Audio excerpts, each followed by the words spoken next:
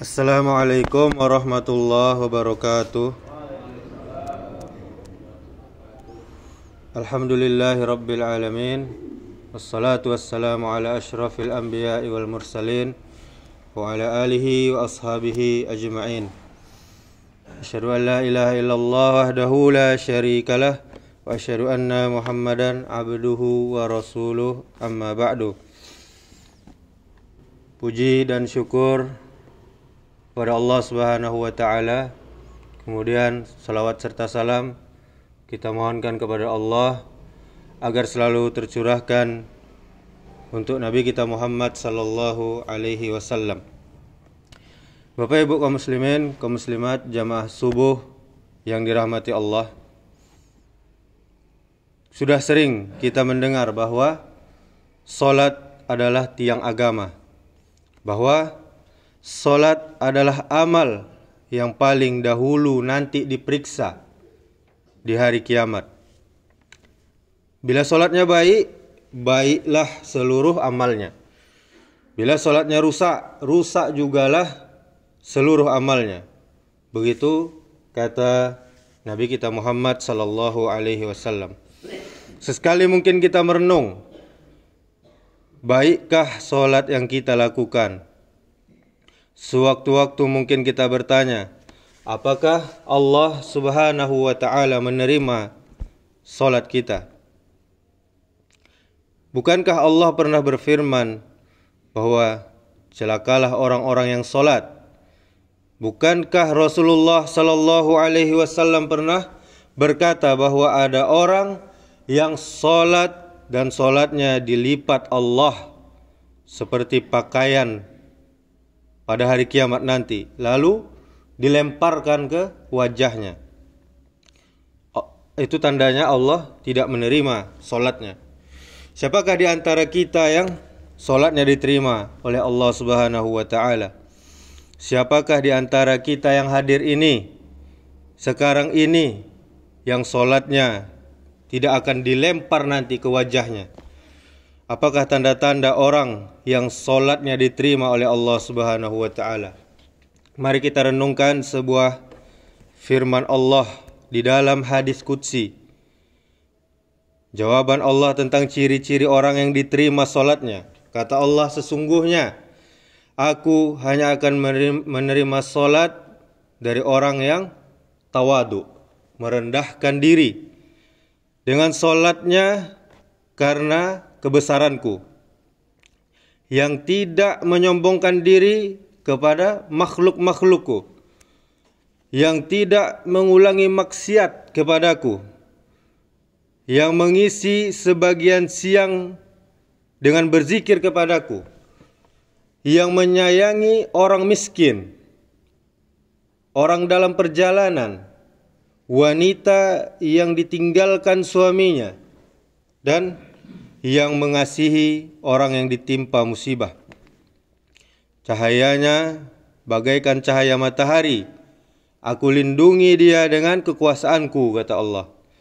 Aku perintahkan malaikat untuk menjaganya, dan aku jadikan cahaya dalam kegelapannya. Aku berikan ilmu dalam ketidaktahuannya. Perumpamaannya dibandingkan dengan makhlukku yang lain adalah seperti perumpamaan Firdaus di surga. Dalam kitab Said Sabiq Islamuna halaman 119.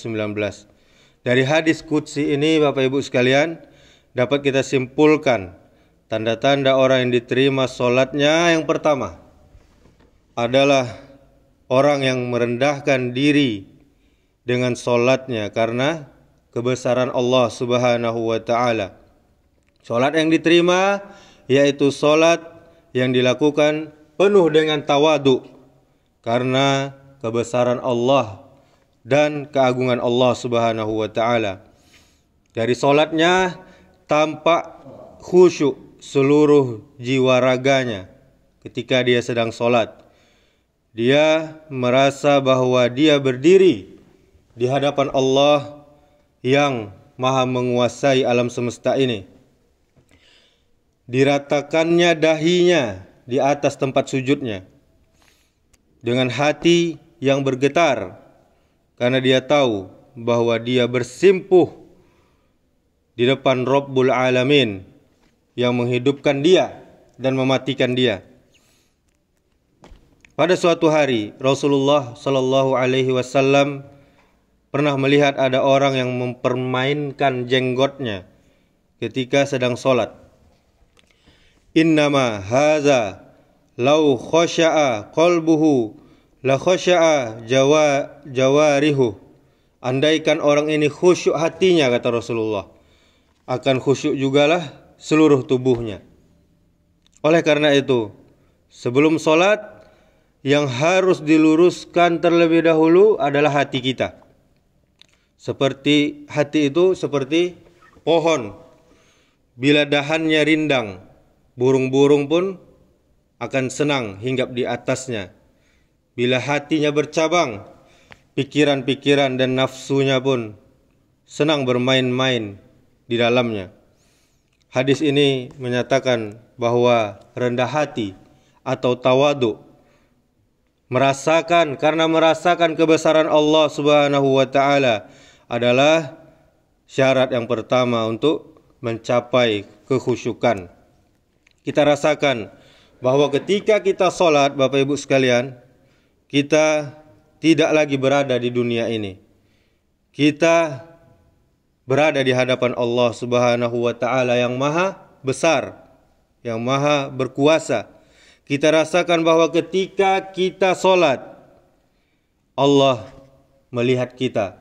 Allah mengawasi gerak-gerik kita, mendengarkan doa-doa kita, menyaksikan ruku kita dan sujud kita. Masukkan semuanya ke dalam hati. Rasakan dahsyatnya pertemuan dengan penguasa, dengan raja alam semesta ini. Kita putuskan semua cabang hati ini yang berkaitan dengan dunia. Kata Rasulullah sallallahu alaihi wasallam, "Shallu salata mawadda." Salatlah seperti salat perpisahan. Salatlah salat yang mengucapkan selamat tinggal kepada dunia ini. Kekhusyuan tidak akan pernah kita capai bila kecintaan kita kepada dunia masih menguasai hati kita. Allah tidak akan terasa bila urusan dunia menjadi pusat perhatian kita. Kita tidak akan merasakan kita di hadapan Allah karena kita sedang sholat pun dunia masih menguasai hati kita. Diriwayatkan bahwa Ali bin Husain, bila beliau wudhu, pucat wajahnya, seakan-akan dia menghadapi sesuatu yang sangat menakutkan. Ketika ditanya apa gerangan yang menimpanya ketika dia wudhu, dia menjawab, "Atadruna baina yadai man uridu an akum." Tahukah kamu di hadapan siapa aku akan berdiri?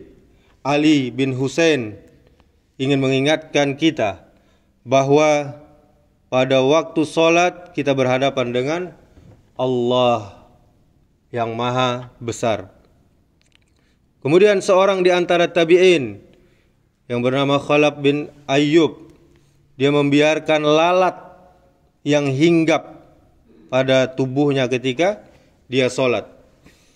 Ketika ditanya bagaimana dia bisa tahan menghadapi gangguan lalat tersebut, kemudian dia menjawab, "Aku dengar penjahat-penjahat tahan dicambuki, dipukuli oleh raja, dan bangga atas ketahanan mereka.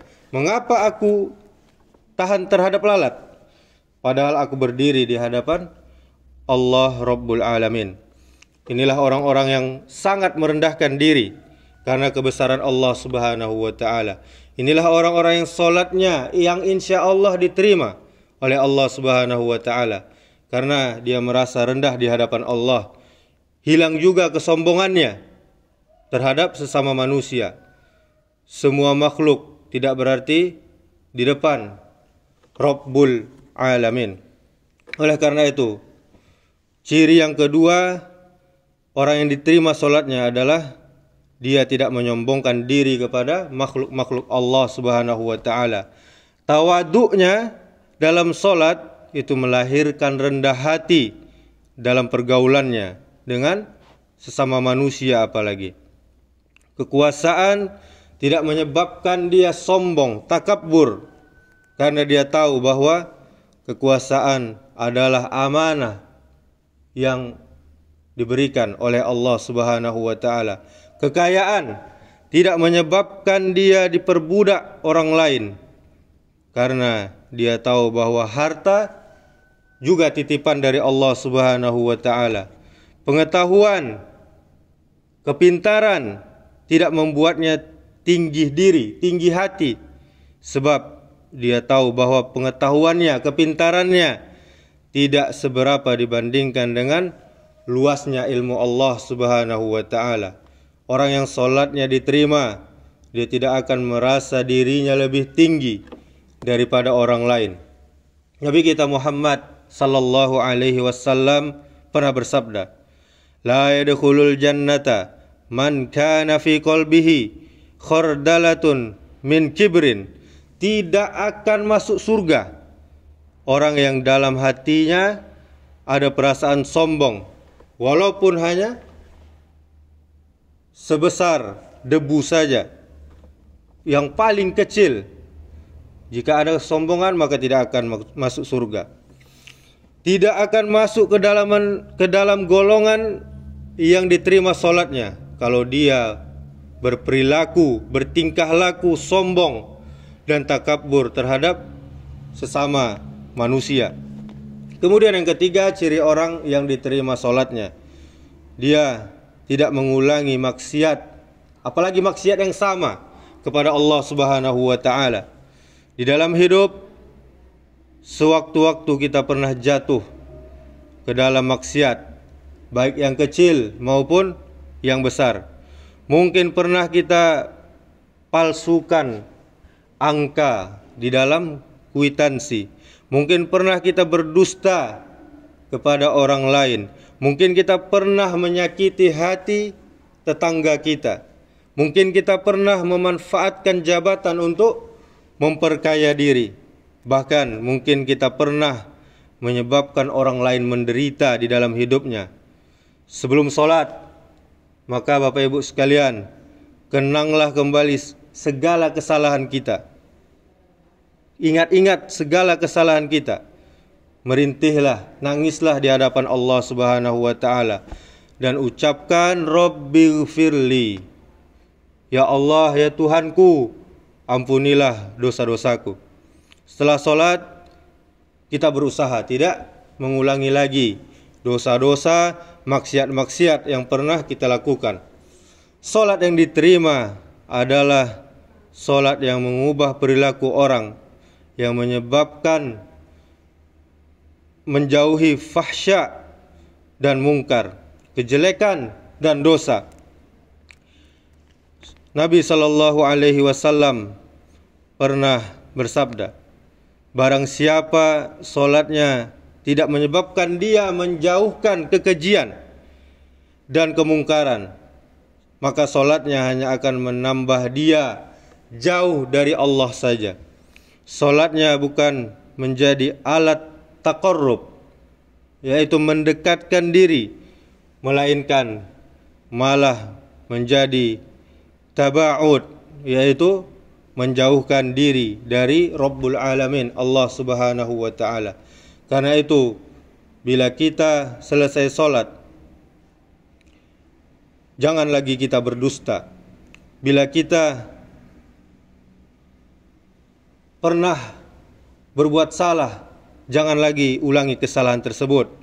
Bila kita pulang solat Jumat nanti, jangan lagi kita gunakan jabatan untuk memeras orang lain, pungli dan lain sebagainya. Maka solat akan dilipat seperti kain kalau dia mengulangi hal-hal yang buruk, dan lipatan tadi akan dilemparkan ke hadapan wajahnya. Karena itu, bila kita selesai sholat, kita tidak lagi terharu melihat penderitaan orang lain, tidak mau memberi pertolongan kepada orang lain yang mereka membutuhkan pertolongan, tenggelam dalam kesenangan dirinya, maka ia termasuk dalam golongan yang disebutkan oleh Allah tadi. Fawailul lil musallin allazina hum an salatihim sahun. Maka celakalah orang yang solat, yang dia lalai dalam solatnya, yang dia ingin dipandang, ingin riak dalam solatnya, dan dia tidak mau menolong orang lain. Kemudian yang keempat, ciri orang yang diterima solatnya, dia menangisi sebagian siangnya untuk berzikir kepada Allah Subhanahu wa ta'ala. Ada seorang sahabat pernah bertanya kepada Rasulullah, "Wahai Rasulullah, syariat Islam sudah banyak pada diriku.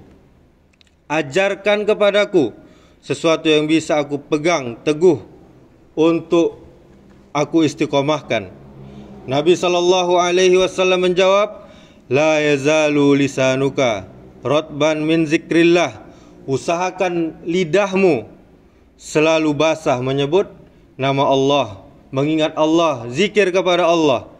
Jangan biarkan lidahmu kering tanpa menyebut nama Allah Subhanahu wa ta'ala. Berzikir bukan saja disyariatkan, diperintahkan setelah solat, melainkan juga pada setiap saat. Ketika kita berdiri, ketika kita duduk, ketika kita berbaring, semua kita diperintahkan untuk berzikir kepada Allah. Dan juga pada satu majlis, sahabat menemukan Rasulullah pernah istighfar 100 kali atau 70 kali.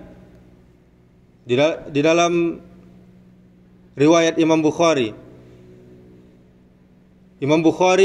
memulai kumpulan hadisnya dengan innamal a'malu binniyat, dan mengakhirinya dengan hadis, ada dua kalimat yang dicintai Allah, yang ringan di lisan tetapi berat dalam timbangan. Apa itu? Subhanallah wa bihamdi, subhanallahil azim.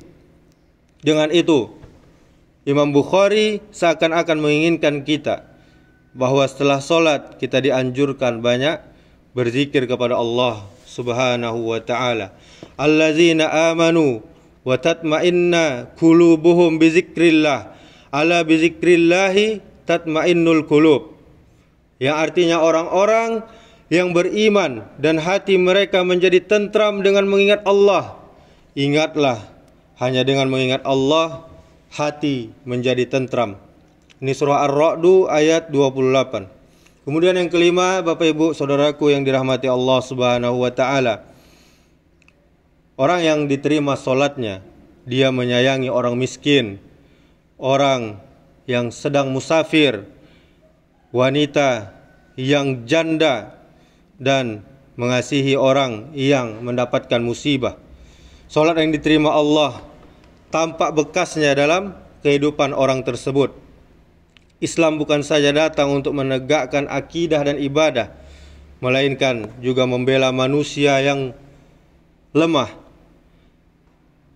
fakir, miskin, orang yang kehabisan bekal di dalam perjalanannya, janda yang ditinggal suaminya, dan orang yang menderita karena musibah. Orang kaya yang membuat sudut kecil di rumahnya untuk sholat tahajud di malam hari, tidak diterima sholatnya apabila dia membiarkan tetangganya mati kelaparan. Bila tidak tersentuh hatinya melihat penderitaan orang lain, dia tidak acuh tak acuh dia kepada masalah kemiskinan bangsanya. Tidak akan masuk surga orang yang kenyang padahal tetangganya kelaparan di sampingnya. Itu sabda Rasulullah sallallahu alaihi wasallam. Jika kelima ciri ini kita jalankan, maka insya Allah cahayanya bak cahaya matahari. Allah lindungi dia dengan kebesaran Allah. Allah suruh malaikat menjaganya. Allah berikan cahaya ketika dia dalam kegelapan. Allah berikan ilmu ketika dia kebingungan. Orang semacam itu nantinya insya Allah di surga Firdaus. Demikianlah Bapak Ibu yang dirahmati Allah Subhanahu wa taala. Semoga Allah selalu menerima semua salat yang telah kita lakukan, dan semoga Allah menerima semua amal ibadah kita. Subhanakallahumma wa bihamdika asyhadu an la ilaha illa anta astaghfiruka wa atubu ilaik. Wassalamualaikum warahmatullahi wabarakatuh.